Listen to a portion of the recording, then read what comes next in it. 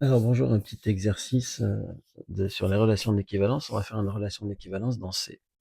Voilà. Donc dans C, on va dire que U et V sont en relation si leurs puissances quatrième sont égales. Quelle est la classe d'équivalence de I? Donc on demande quelques classes d'équivalence et de les décrire. Voilà, donc je vous laisse faire pause et nous allons corriger. Attention, j'ouvre la correction. Alors pourquoi c'est une relation d'équivalence? Regardez la vidéo K12. Je ne peux rien dire de plus, hein. Vous avez tout. Parce que si vous voulez, égal est une relation d'équivalence. Donc du moment que vous dites x est en relation avec y, si et seulement si f de x égale f de y, vous avez une relation d'équivalence. Parce que égal est une relation d'équivalence. Euh, alors, donc voilà. Alors, quelle est la classe d'équivalence de i? Alors, i4, c'est égal à 1. Donc, on cherche les racines quatrièmes de l'unité, si vous voulez. Et donc là, vous avez, au cas où vous n'êtes pas à l'aise avec ça, la résolution. Donc, vous trouvez 1 moins 1, i moins i. Donc, ça, c'est un exercice classique sur les complexes.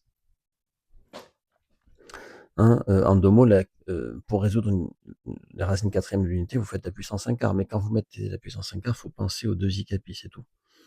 Comme ça, vous avez toutes les racines, e i capi sur 2, et puis vous prenez diverses valeurs de k. Et donc, ça dessine un losange.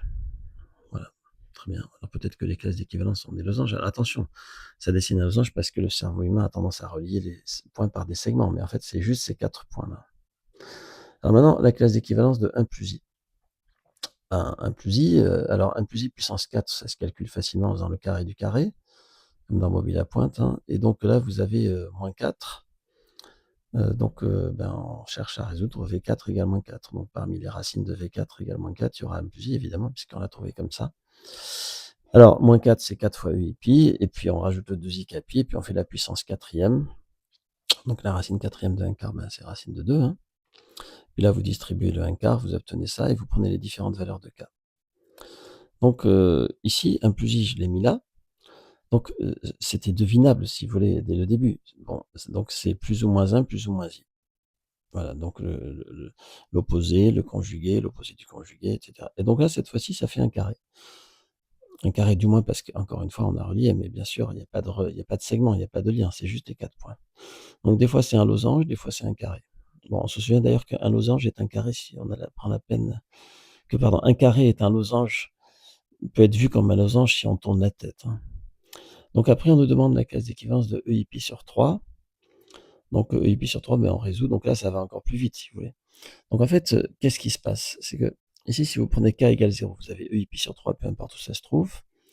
Vous avez e i pi sur 3 tourné de pi sur 2, et ainsi de suite. Donc en fait, vous prenez... alors bon, i est très mal fait là. Attendez, qu'est-ce que j'ai fait là? C'est in fois... Ça fait n, voilà. Vous prenez votre un a plus ib qui est solution, en fait, et vous avez toutes ces rotations d'angle pi sur 4. Vous voyez?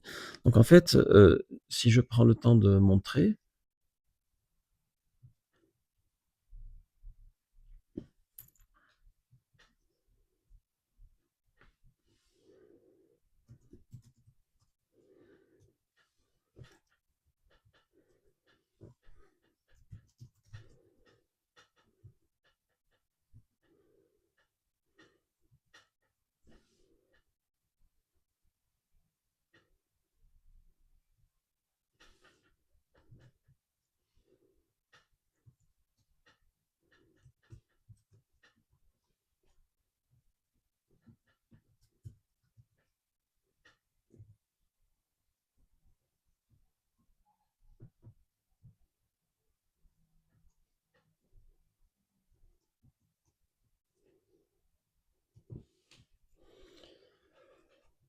voilà, donc avec GeoGebra, les classes d'équivalence, ce sont des carrés comme ça, tournés d'une certaine manière. Hein. Donc pour e i pi sur 3, e i pi sur 3, vous savez que c'est par là. Hein.